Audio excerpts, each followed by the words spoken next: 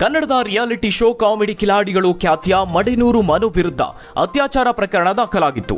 ಅದೇ ಶೋನಲ್ಲಿ ಸಹನಟಿಯಾಗಿದ್ದ ಸಂತ್ರಸ್ತೆ ಮಡೆನೂರು ಮನು ವಿರುದ್ಧ ಗಂಭೀರ ಆರೋಪಗಳನ್ನು ಮಾಡಿದ್ರು. ಈ ಸಂಬಂಧ ಪರಪ್ಪನ ಅಗ್ರಹಾರ ಜೈಲು ಸೇರಿದ್ದ ಮನು ಜಾಮೀನಿನ ಮೇಲೆ ಹೊರಬಂದಿದ್ರು. ಅದರ ಬೆನ್ನಲ್ಲೇ ಕೇಸ್ ಹೈಕೋರ್ಟ್ ಅಂಗಳಕ್ಕೆ ತಲುಪಿತ್ತು. ಆದರೆ ಈಗ ಮಡೆನೂರು ಮನು ಹಾಗೂ ಸಂತ್ರಸ್ತೆ ಇಬ್ಬರೂ ಪರಸ್ಪರ ಒಪ್ಪಂದದ ಮೇರೆಗೆ ಕೇಸನ್ನ ಹಿಂಪಡೆದಿದ್ದಾರೆ. ಇದ್ದಕ್ಕಿದ್ದಂತೆ ಸಂತ್ರಸ್ತೆ ಕೇಸ್ ವಾಪಸ್ಸು ಪಡೆದುಕೊಂಡಿದ್ದು ಅಚ್ಚರಿಗೆ ಕಾರಣವಾಗಿದೆ.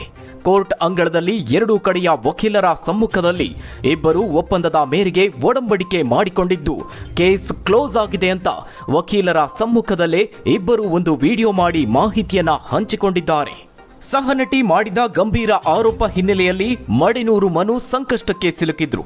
ಮನು ವಿರುದ್ಧ ಜನರು ತೀವ್ರ ಆಕ್ರೋಶವನ್ನ ಹೊರಹಾಕಿದ್ರು. ಸಂತ್ರಸ್ತೆ ಅತ್ಯಾಚಾರ ಆರೋಪ ಅಷ್ಟೇ ಅಲ್ಲ, ಒಂದು ಆಡಿಯೋವನ್ನ ಸಹ ಲೀಕ್ ಮಾಡಿದ್ರು.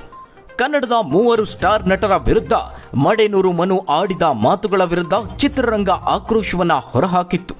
ಸದ್ಯಕ್ಕೀಗ ಅತ್ಯಾಚಾರ ಕೇಸ್ನಿಂದ ಮಡೆನೂರು ಮನು ಹೊರಬಂದಂತಾಗಿದೆ. ಅಷ್ಟಕ್ಕೂ ವಕೀಲರ ಸಮ್ಮುಖದಲ್ಲಿ ಮಾಡಿರುವ ವಿಡಿಯೋದಲ್ಲಿ ಸಂತ್ರಸ್ತೆ ಕೇಸನ್ನ ಹಿಂಪಡೆದಿರುವುದಾಗಿ ಒಪ್ಪಿಕೊಂಡಿದ್ದಾರೆ. ಹಾಗೆ ವಕೀಲರು ಕೂಡ ಕೇಸ್ ಕ್ಲೋಸ್ ಆಗಿದ್ದರ ಬಗ್ಗೆ ಮಾಹಿತಿಯನ್ನ ಹಂಚಿಕೊಂಡಿದ್ದಾರೆ. ಇನ್ನೊಂದು ಕಡೆ ಮಡೆನೂರು ಮನು ಕೂಡ ಸಂತ್ರಸ್ತೆಗೆ ಮನಸ್ಫೂರ್ತಿಯಾಗಿ ಮಾಡಿಕೊಟ್ಟಿದ್ದೀಯಾ ಅಲ್ವಾ ಅಂತ ಪ್ರಶ್ನೆಯನ್ನು ಸಹ ಕೇಳುವುದು ದಾಖಲಾಗಿದೆ. ಅಷ್ಟಕ್ಕೂ ವಿಡಿಯೋದಲ್ಲಿ ವಕೀಲರು ಮಡೆನೂರು ಮನು ಹಾಗೂ ಸಂತ್ರಸ್ತೆ ಏನ್ ಹೇಳಿದ್ದಾರೆ ಅನ್ನೋದನ್ನ ನೋಡೋದಾದ್ರೆ, ಮಡೆನೂರು ಮನು ಹಾಗೂ ಸಂತ್ರಸ್ತೆಯ ಕೇಸ್ ಹೈಕೋರ್ಟ್ ಅಂಗಳಕ್ಕೆ ಬಂದಿತ್ತು. ಇಲ್ಲಿ ಅವರು ಕಾಂಪ್ರಮೈಸ್ ಮಾಡಿಕೊಂಡಿದ್ದು ಪರಸ್ಪರ ಒಪ್ಪಂದದಿಂದ ಕೇಸ್ ಕ್ಲೋಸ್ ಆಗ್ತಾ ಇದೆ ಅಂತ ವಕೀಲರು ಮಾಹಿತಿಯನ್ನ ನೀಡಿದ್ದಾರೆ. ಇದೇ ವೇಳೆ ಸಂತ್ರಸ್ತೆ ಕೂಡ ಕಾಂಪ್ರಮೈಸ್ ಮಾಡಿಕೊಂಡಿದ್ದೇನೆ ಅಂತ ಹೇಳಿದ್ದಾರೆ. ಆ ಕೂಡಲೇ ಮನು ಮನಸ್ಫೂರ್ತಿಯಾಗಿ ಮಾಡಿಕೊಟ್ಟಿದೆಯಾ ಅಲ್ವಾ ಅಂತ, ಖುಷಿಯಿಂದ ಅಲ್ವಾ ಅಂತ ಕೇಳಿ ಕನ್ಫರ್ಮ್ ಮಾಡಿಕೊಂಡಿದ್ದಾರೆ.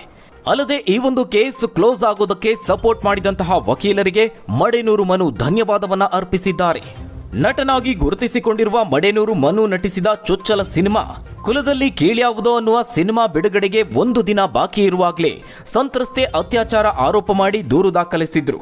ಹೀಗಾಗಿ ಮಡೆನೂರು ಮನು ಅವರನ್ನ ಪೊಲೀಸರು ಬಂಧಿಸಿ ಕೋರ್ಟ್ ಮುಂದೆ ಹಾಜರುಪಡಿಸಿದ್ರು. ನ್ಯಾಯಾಧೀಶರು ಮಡೆನೂರು ಮನುಗೆ 14 ದಿನಗಳ ಕಾಲ ನ್ಯಾಯಾಂಗ ಬಂಧನಕ್ಕೆ ಆದೇಶ ನೀಡಿದ್ರು. ಈ ಸಂಬಂಧ ಮಡೆನೂರು ಮನು ಪರಪ್ಪನ ಅಗ್ರಹಾರ ಜೈಲು ಸೇರಿದ್ರು.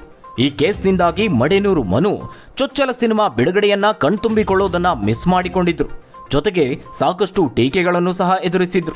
ಈಗ ಸಂತ್ರಸ್ತೆ ಕೇಸ್ ಹಿಂಪಡೆದಿರೋದ್ರಿಂದ ಅತ್ಯಾಚಾರ ಪ್ರಕರಣದಿಂದ ಪಾರಾಗಿದ್ದಾರೆ. ಆದರೆ ಚಿತ್ರರಂಗದಲ್ಲಿ ಶಿವಣ್ಣ, ದರ್ಶನ್, ಧ್ರುವ ಸರ್ಜಾ ಬಗ್ಗೆ ಅವಹೇಳನಕಾರಿ ಮಾತುಗಳನ್ನಾಡಿದ್ದ ಮನು ವಿರುದ್ಧ ಇನ್ನೂ ಸಹ ತಾರೆಯರ ಅಸಮಾಧಾನ ಕಡಿಮೆಯಾದಂತೆ ಕಾಣಿಸ್ತಾ ಇಲ್ಲ. ಇದನ್ನ ಹೇಗೆ ಬಗೆಹರಿಸಿಕೊಳ್ತಾರೋ ಅನ್ನೋದನ್ನ ಕಾದು ನೋಡಬೇಕಾಗಿದೆ.